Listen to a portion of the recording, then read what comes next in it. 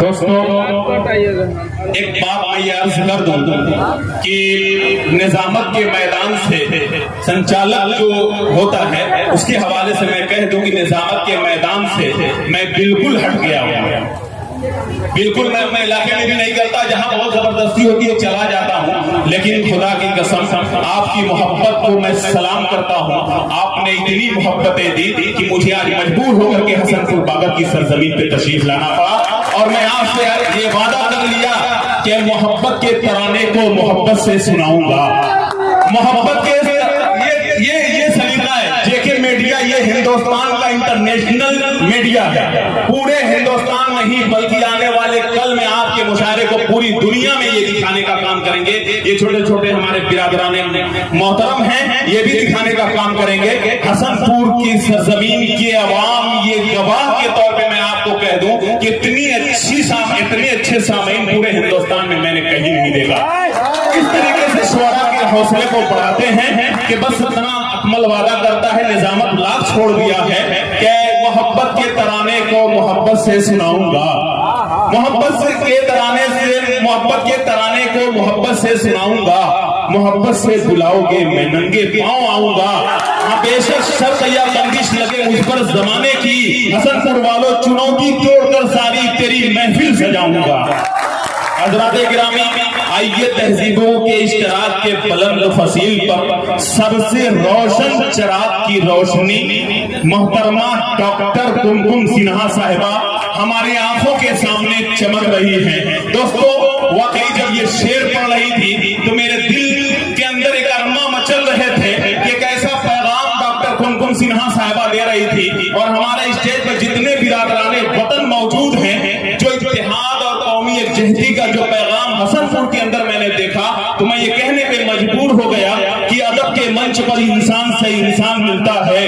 یہاں پر رام ملتا ہے, یہاں رحمان ملتا ہے. یہاں نہ کوئی ہندو ہے, نہ مسلم ہے, نہ عیسائی. یہی وہ منچ ہے جس پر کہ ہندوستان ملتا ہے. یہی وہ منچ ہے جس پر کہ ہندوستان ملتا ہے. دوستو بہت خوبصورت آپ کے اس پروگرام کو میں دیکھ رہا ہوں اور سن بھی رہا ہوں. آئیے حضرات گرامی, اب میں آگے بڑھنا چاہتا ہوں, لیکن ایک بات میں یہ کہہ دوں کہ یہ ایک شام راشٹریہ ایکتا کے نام آج کا یہ آل انڈیا عظیم الشان مشاعرہ ایوم کبھی سمیلن جو آپ کے تیار میں منعقد کیا گیا, دوستو یہ بہت بڑی بات ہے کہ ہندوستان کے اندر اس طرح کا پروگرام سجایا اور سنوارا جائے. بس اتنا کہتا ہوں کہ انہوں نے سچ کہا تھا کہ اسی بر صغیر ہندوستان پر ایک حادثہ رونما ہوا ہے جو آزادی کے پہلے سے کی بات ہے کہ ایک بزرگ, سنیے گا, کہ ایک بزرگ گٹھلی اٹھائے ہوئے ہندوستان چھوڑ کر جا رہے تھے. دلی پہنچے, مولانا آزاد کی تقریر سنی کہ یہ جمنا کا پانی تمہیں آواز دے رہا ہے. تمہارے بزرگوں نے اسی پانی سے وضو کیا تھا, یہیں پہ نمازیں پڑھی تھی. یہ جامع مسجد کے مینار تمہیں پکار رہے ہیں, تم کہاں جا رہے ہو؟ تم نے شاید فرار کو ہجرت سمجھ لیا. اس بوڑھے شخص نے سوچا کہ یہ بوڑھا شخص اپنی 75 برس کی عمر میں شاید بڑی خوبصورت باتیں کر رہا ہے, لیکن اس پر عمل نہیں کر پائے گا. آگے بڑھے. مہاتما گاندھی اپنی ہاتھ میں لاٹھی لیے کھڑے ہوئے ملے. مہاتما گاندھی نے کہا, ایشور اللہ تیرے نام سب کو سنت دے بھگوان, کہاں جا رہے ہو؟ رکو, یہی رہو. ہمارے بزرگ نے کہا اب یہاں میں نہیں رہ سکتا ہندوستان کے اندر, یہاں کے حالات اچھے نہیں ہیں. بہرحال گاندھی جی نے ان کو روکا تو کہا انہوں نے کہ جب تم اکیلے اپنی حفاظت نہیں کر سکتے تو مجھے کیا روکو گے. آگے بڑھے. پنڈت جواہر لال نہرو اپنے ہاتھ میں بھارت کا سنویدھان لیے کھڑے ہوئے ملے. نہرو جی نے کہا کہاں جا رہے ہو؟ بزرگ نے کہا کہ میں ہندوستان چھوڑ کر جا رہا ہوں. تو نہرو جی نے کہا کہ یہ سنویدھان تمہاری حفاظت کرے گا. بزرگ نے کہا دکھاؤ کیا لکھا ہے. تو نہرو جی نے کہا سیکولرزم, سوشلزم اینڈ ڈیموکریسی. تو دوستوں ہندوستان کی جب تک سیکولرزم, سوشلزم, ڈیموکریسی باقی ہے تب تک ہندوستان کا کوئی کچھ نہیں بگاڑ سکتا. مخالف ہوائیں آتی رہیں گی, چلی جائیں گی, کیونکہ ہندوستان کا ہندو ہو یا مسلمان, ہندوستان اس کا عشق ہے, ہندوستان اس کا پیار ہے, ہندوستان اس کی محبت ہے. یہ بھی کہہ دیا گیا کہ مجھے تو ایسا لگتا ہے کہ خدا نے خود ہندوستان کے مقدر میں یہ لکھ دیا ہے کہ یہ ملن کی دھرتی ہے, یہ میلاد کی سرزمین ہے, یہ پیار کا وطن ہے. دوستوں آئیے اس حوالے سے میں نظامت کر رہا ہوں دوستوں بہت سی باتیں میں آپ کے سامنے انشاءاللہ ضرور پیش کروں گا. میں سمجھ رہا ہوں کہ 2018 کے اندر میں اس پروگرام میں آیا ہوا تھا, بڑی محبتیں ملی, میں آ نہیں رہا تھا لیکن آپ کی محبت کو سلام کر رہا ہوں. چاندنی شبنم صاحب کو کس طرح آپ چاہتے ہیں, رادھکا متل صاحب کو آپ نے کس طرح پیار کیا, فلک سلطان پوری صاحبہ اسٹیج پر جن کی غزل کی خوشبو پورے ہندوستان میں مہکتی ہے, آپ نے کس انداز سے انہیں سنا. آج ایک نیا نام جو ہندوستان کے اندر ایک پورے اپنے محبتوں کا پیغام بکھیرے ہوئے ہے, وہ نام ہے جناب دلشاد زخمی کا, وہ ہمارے درمیان ہے. دوستوں ایک اور نام مولانا بھنجن کا, جناب شاہد گوہر, ایک ایسا نام ہے میرے دوستوں کہ جب وہ مائک پر آتا ہے اور غزل سرا ہوتا ہے تو دور دراز سے لوگ اس طرح آتے ہیں جیسے کوئی فلم چل رہی ہے اور ہم اس کے مشتاق ہیں, ہم اسے منتظر ہیں سننے کے لیے. بڑی محبتوں کے ساتھ وہ سنتے ہیں. بس اتنا ہی کہہ دوں کہ دیکھیے یہ غلط بات ہے, میں یہاں اتنی محنت سے ثاقب ضیاء صاحب بات کر رہا ہوں, یہ لوگ چاندنی شبنم صاحب کو دیکھ رہے ہیں, یہ غلط بات ہے. یہ میں اتنی محنت سے بات کر رہا ہوں, چلیے آپ کے لیے آپ مجھے دیکھیے, چاندنی شبنم کے لیے میں آپ کی طرف سے کہہ دے رہا ہوں کہ اس طرح کا معاملہ رہے گا تو ڈسٹرب ہو جائے گا ثاقب ضیاء صاحب کہ الجھ کر کے تیری زلفوں میں یوں آباد ہو جاؤں, الجھ کر کے تیری زلفوں میں یوں آباد ہو جاؤں کہ جیسے لکھنؤ کا میں امین آباد ہو جاؤں,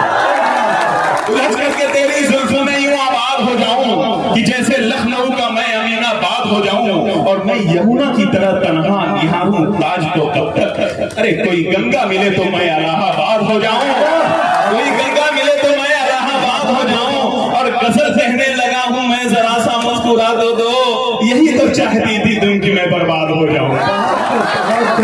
دوستوں اب آپ انہیں مت دیکھیے, مجھے دیکھیے, کیونکہ میں محترمہ چاندنی شبنم صاحبہ سے کم خوبصورت نہیں ہوں, اس لیے آپ مجھے دیکھیے. حضرات گرامی آئیے آج کے اس عظیم مشاعرے کی صدارت کا میں اعلان کر دوں, اس کے بعد میں اپنا آغاز کروں.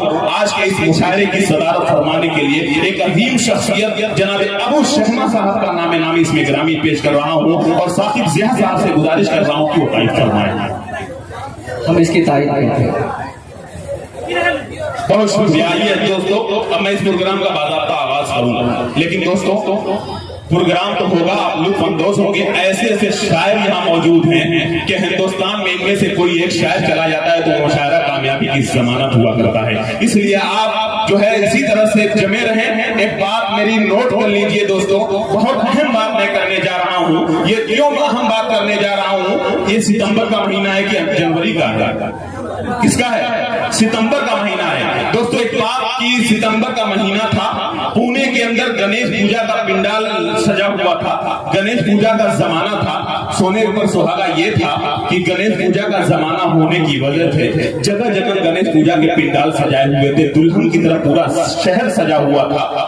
شام کے وقت پوجا کے پنڈال کی طرف گزر ہوا تو وہاں سے یہ آواز آئی, وہ یار میرا خوشبو کی طرح, وہ جس کی زبان اردو کی طرح. میرے قدم رک گئے, اس گانے کے بول اور اس پنڈال سے نکلنے والی آوازیں اس بات کا اعلان کر رہی تھی کہ اردو پر کسی مذہب کا لیبل لگانے والے ناکام ہو گئے. مجھے محسوس ہوا کہ اردو کی مقبولیت کا سب سے بڑا راز یہ ہے کہ اس کے ساتھ ایک جہتی اتحاد, تہذیب اور تمدن کی عظیم روایات وابستہ ہیں. دوستوں اس زبان کو لوگ اس لیے سب سے زیادہ پسند کر رہے ہیں کیونکہ یہ احساسات و جذبات کے اظہار کا بہترین ذریعہ بنتی ہے. دوستوں اردو شاعری کو اس لیے سب سے زیادہ پسند کیا جا رہا ہے کہ وہ باتیں انسان صرف 2 مصروں میں کہہ سکتا ہے جن کے لیے کئی صفحات کی ضرورت ہوا کرتی ہے. دوستو جب اس ملک کے لوگوں نے آزادی کا خواب دیکھا تو اس زبان میں جس کے لیے مشاعرہ سجایا گیا, اس زبان میں سب سے آگے بڑھ کر انقلاب زندہ باد کا نعرہ ملک کے سرفروشوں کو سجا دیا,